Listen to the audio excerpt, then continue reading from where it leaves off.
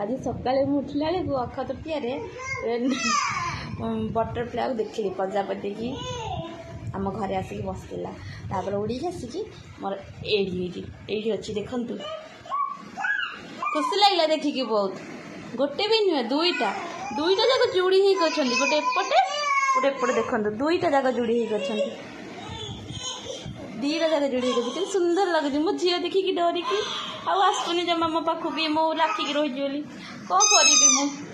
ବାହାର କରିବି ନା ଏମିତି ଥିବେ? କେତେବେଳୁ ବାହାର ଜମା ବି ଯାଉନାହାନ୍ତି। କାହିଁକି ଲାଗିଛନ୍ତି ତା ବି ମୁଁ ଜାଣିନି। ଆଜି ଅକ୍ଷୟ ତୃତୀୟାରେ ଆତ୍ମା ମୋର ପୁରା ଶାନ୍ତି ହେଇଗଲା। ଦିଲୁ ଦେଖେ ଧନ ତୋ ପାଇଁ ଆସିଛି। ତୁ ମୋ ଜୀବନକୁ ଆସିଲି ବୋଲି ମୋ ଜୀବନ ପୁରା ହସ ଖୁସି।